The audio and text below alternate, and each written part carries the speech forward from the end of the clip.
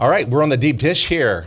Okay, and I will have to admit, just for the audience to know, there was a sense of, is this really the right article we ought to do? I think I might be the only one passionate about this. We'll see. But we're going to do it. Okay. Here we go. So, Careful. Dad scares me. as I was strolling through the internet, I came across this article talking about this TikTok trend. Were you scrolling TikTok or were you scrolling I don't the have TikTok. interwebs? He He is I don't not on have it. TikTok. He watches Reels on Yes. Instagram and Facebook like any adult does. That's Yeah. what I do. So I don't actually on haven't seen the actual video because I don't have TikTok. Well, it's in the article. Well, I didn't You can I didn't watch see it the later. video.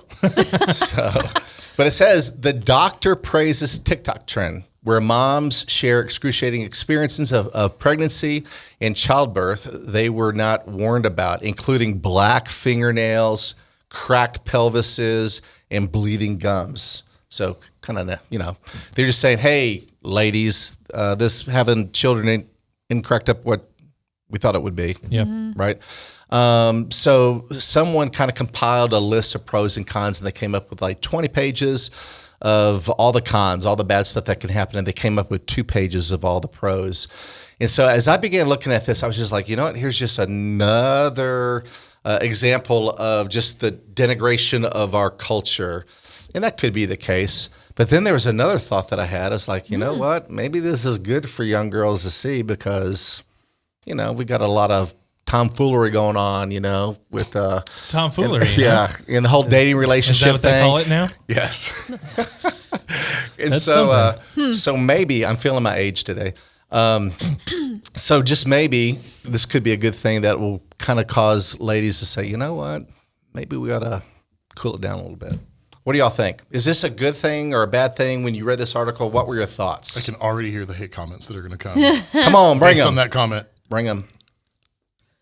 Yeah, what are your Okay, thoughts? as the female, I'll speak. Oh, yeah. Yeah, we have 1 female and 3 guys Experts. representing 2 babies. Yeah. So I first thoughts, there is a lot of stuff that's unspoken that goes on with pregnancy and delivery and even post-delivery. So I do think that we're in a better place today thanks to social media and just other things that help spread the word about some, experiences that your body goes through or even emotionally what you go through that were traumatizing and you just never knew about them before. If your mom or your sibling didn't go through them, somebody in your close family, a friend, then you had no idea that those things could happen. And so I do think we're in a better place for that. And I mean, even these recently, mom murdering her kids and that could have happened from a place of postpartum depression. Yeah. Which also could be post-traumatic stress. And so just thinking about, pregnancy really does a lot to your body. And we know that the Bible talks about that even. So it's a very complex thing. As someone who doesn't have kids yet and would love to have them one day, please stop. Please put the encouraging things out there about pregnancy and childbirth and raising kids, because right now, while there is a lot of truth being told, it feels like there's just such a negative space about it. And so that part is really tricky for me. So I feel like there is a fine line about sharing what's true, and the pros and cons list is whatever to me. Well, a lot of them are very subjective. Like the number one on there was the kid is a parasite. So it's like, Right. Yeah. It's like, wow. Yeah. So is the, And some of them were playful. You know what I mean? It Subway wasn't station. like all, what's that? But everything's a parasite when you think about Yes. it. I mean, running your hand across the stairwell, now you probably have parasites, things like that. So, yeah, I mean, a lot of it is subjective, and it's just, it's goofy. And I think this is just kind of one of those things that this girl made, and she knew it would get a lot of hits, and it did.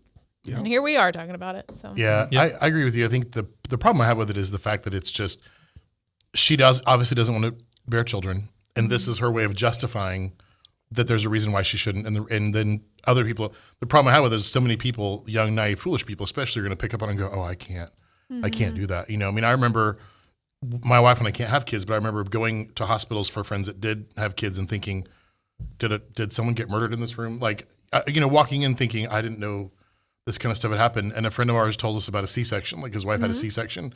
And he said, man, it was the craziest thing ever. Cause there's a reason to do the C-section, but they open her up and they're like taking organs out and setting them in trays next to the bed. I'm like, I'm just mortified hearing this, but I'm like, but the fact of the matter is, there's a beautiful baby that was born, right?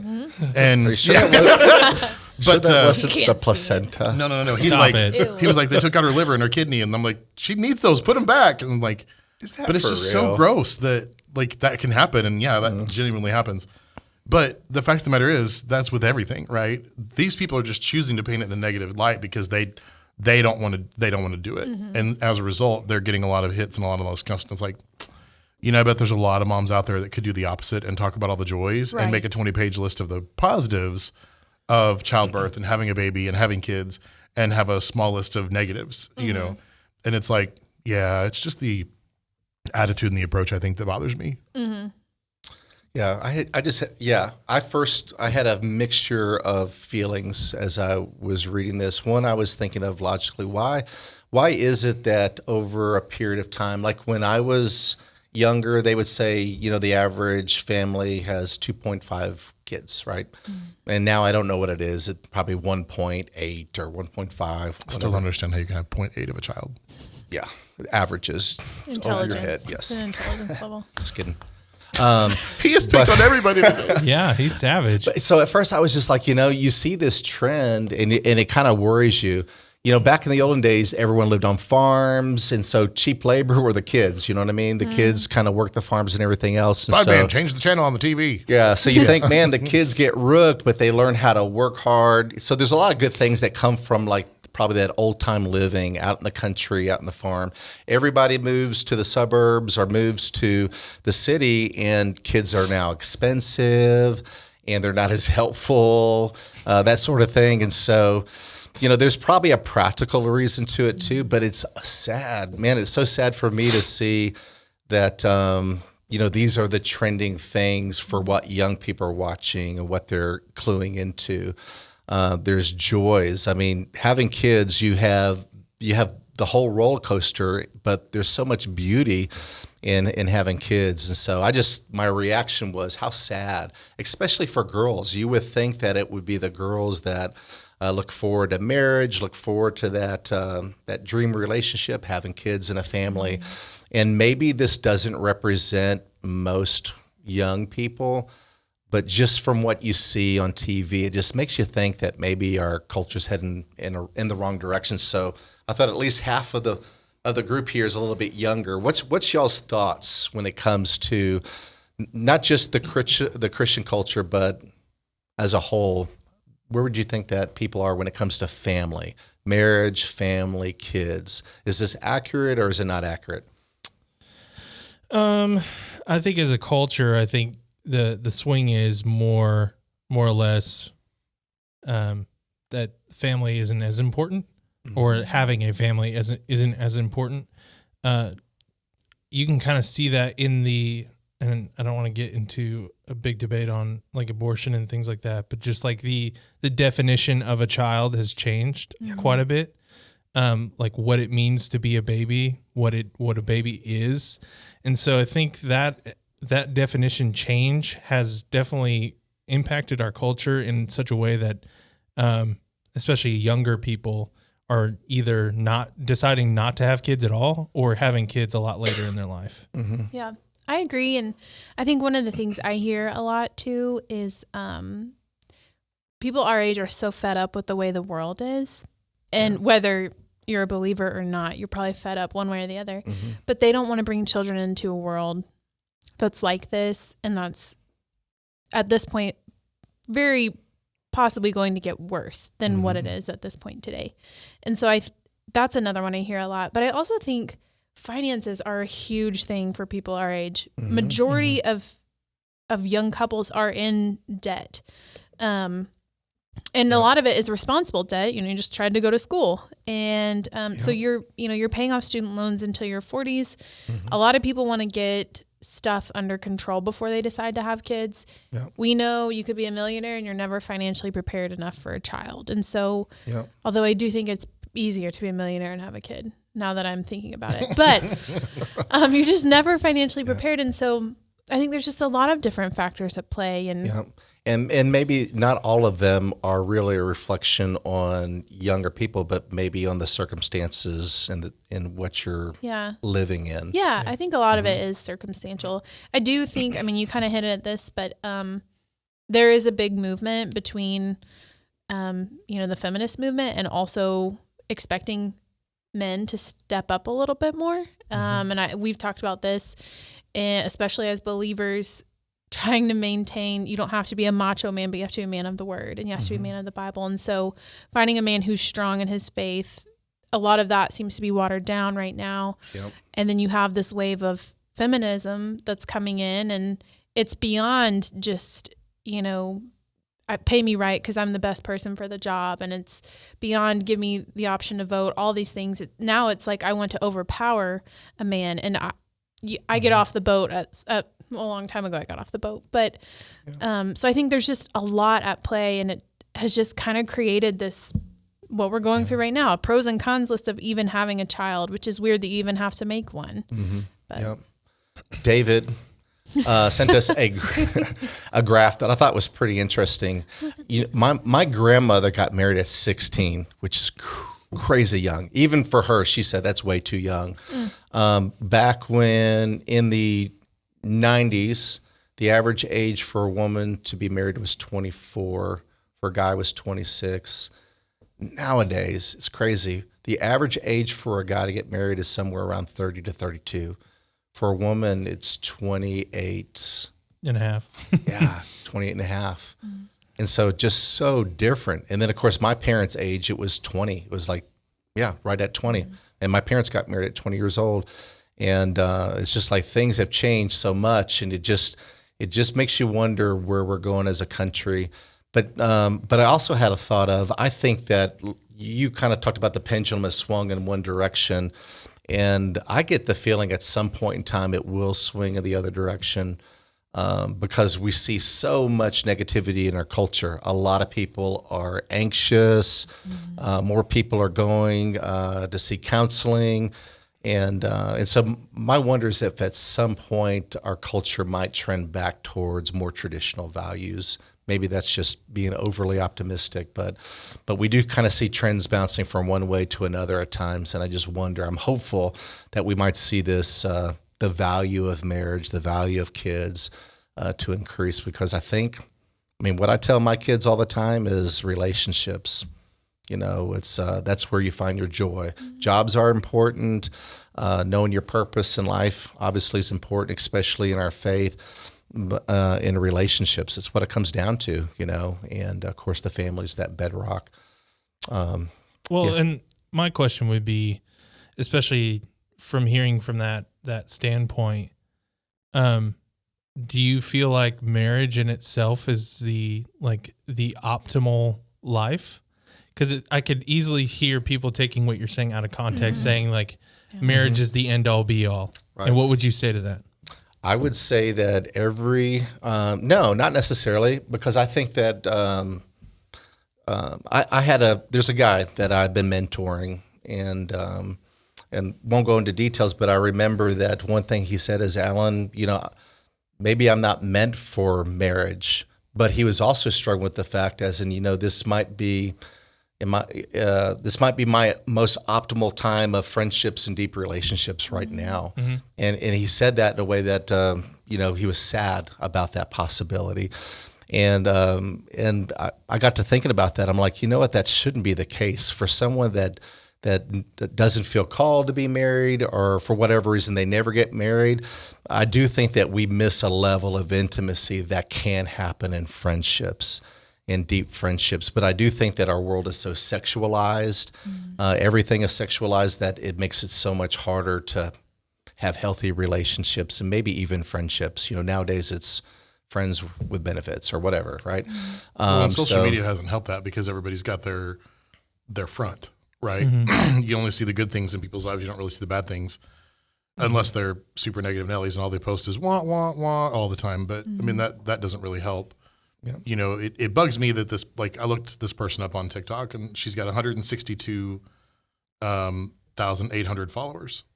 Well, people follow her because they like what she puts out, which means there's 163-ish thousand people that she's influencing negatively, you know?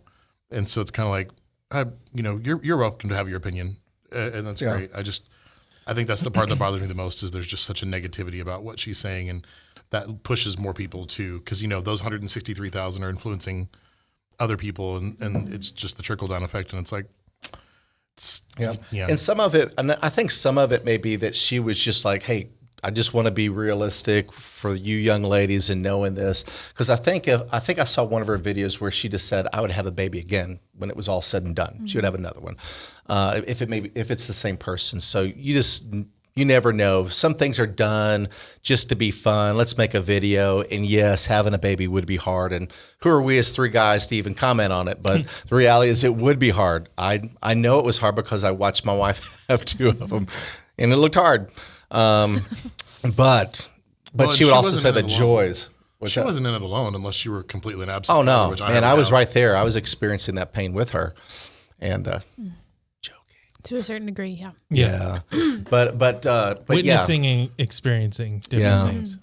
One of the best parts of my job is working with young couples who are engaged and doing premarital counseling, and I love just going back to the first two chapters of Genesis and really going over why marriage. That's the first question I ask them. Why do you guys want to get married? Matter of fact, tomorrow I'm doing there's a couple, I don't even know them, never met them, but they wanted premarital counseling. My first question to them is, why do you want to be married? And the answers are always good, but they don't hit to the level of really why marriage. And it's great to be able to go back and say, why did God create marriage in the first place? And so to me, it just gives that strong foundation. It gives beauty. It really shows a reflection of who God is within marriage itself. But over the last few weeks, you guys know it, I've gone through a really hard time with my dad passing. It was also beautiful. But my son said something, you know, he's engaged, going to be married. And he was watching how we, as the kids of my father, his grandfather, were caring for him. And he just said, I hope I can care for you like I saw you care for your dad. Mm-hmm. And the one thing that I would say for those who don't feel called to be married, and maybe you wanted to, but you found yourself single, is invest in relationships and people. Because one day we will all be laying in the hospital, or we will all be passing away. And who are those friendships, you know, those close friendships that we have? For many of us, it's going to be our kids who will be taking care of us when we're old, or other friends, other meaningful people. And so that is something to think about, is what kind of legacy do you want to leave on this earth, and who's going to be there when you get old and senile, right?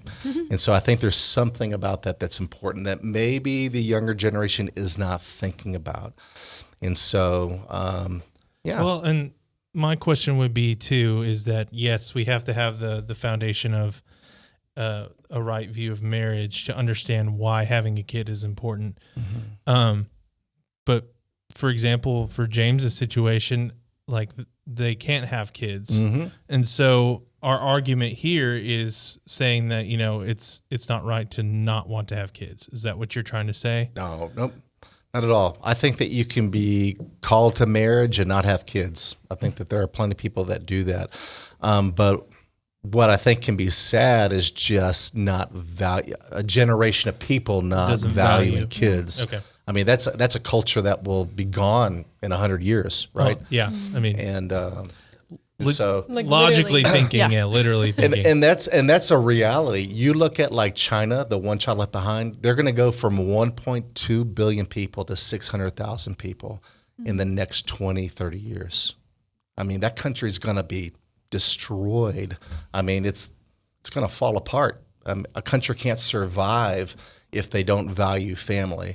And that's crazy to think of. Mm-hmm. Russia has the same problem. A lot of your first world countries, you look at it, the population has gone down every year. So this generation that's coming up, they're having to support a larger generation in front of them. Mm-hmm. So it creates a lot of problems. So, but no, not at all. I think that some of our best friends don't have kids, and they chose to do that so they can serve the Lord. And so, I think there are a lot of great reasons. And some people can't have kids, and they can either adopt or invest. Just like when Jesus said, sometimes it's better to be single. So the Invest in the argument kingdom. here isn't the fact that if you're married, you have to have kids. It's more or less you're worried about a generation that doesn't value Yes. having Family kids and- and family. yeah. Okay. Yeah. I'm just trying to Exactly. fully understand and make sure we're not taken out of context Nope. either. No. I think another thing that could play into this as well is just that a lot of people our age have really strained relationships with their parents. Yep. And so, it's in movies, it's in our daily conversation. Oh, I want, if we have kids, I want their life to be better than the life I had. And we're kind of coming off the tail end of the latchkey Yep. kids, and Yep. I'm really grateful that I didn't have that. But I had a lot of friends who were home alone by themselves because their parents were pursuing careers. And so Yep. they don't want to do that. But you were talking about maybe there will be a shift at some point. I do think all of these things come into play. Like we have people working at home more. Yep. They're going to hear the silence of home and they're going to get a dog and then they're going to start talking. And I feel like maybe you do put more emphasis on the family once you spend more time at home. And I also, there's so many conversations I've had about this lately, but this idea of there was a time in our history when women wanted to stay home and understood the role of being a homemaker. And not that it was less than or anything, but it was a very important and vital role. Yeah. And so that's how I don't know how y'all were raised, but that's how my dad was raised. My grandma was home every day. Yep. Actually, both of my parents were raised that way. Yep. I don't know how many women have that desire now. I don't have that desire, yep. but I also don't have a kid. That could very well change, when I do have a kid. But I think there's just a lot of things generationally that are different that we know have recently happened, but it just feels so far removed from us now that I think that could be driving up that, I don't want to be like my grandma and get married as a young girl and just waste my 20s trying to figure out who I am. I mean, the Proverbs 31 woman, she works. She was an entrepreneur. I mean, if you read that chapter, I don't think you have to stay home and be a full-time. Matter of fact, I felt bad for my mom that was all that she did, because we were growing up and we were leaving the house and she didn't have a whole lot of experience with that. So I can definitely identify with that. And I always encourage Ashley, live out your passions, whatever that is. And you can do that volunteering, you can do that with a job or whatever else. Because I'm out in the healing ministry and making a ton of money, she decided I better go find a job to help pay the bills. So that was her being a nurse was really more out of practicality. And I think that's probably more like what your generation's going through. Yeah. You can't afford to live life without two incomes. So, but yeah, a lot of creativity too. Working from home is a possibility. Maybe it's just the old guy in me, but I just look at this and it's just like I struggle with it, and I just pray that this next generation will swing back to the middle, value healthy relationships, healthy marriages, and raising kiddos.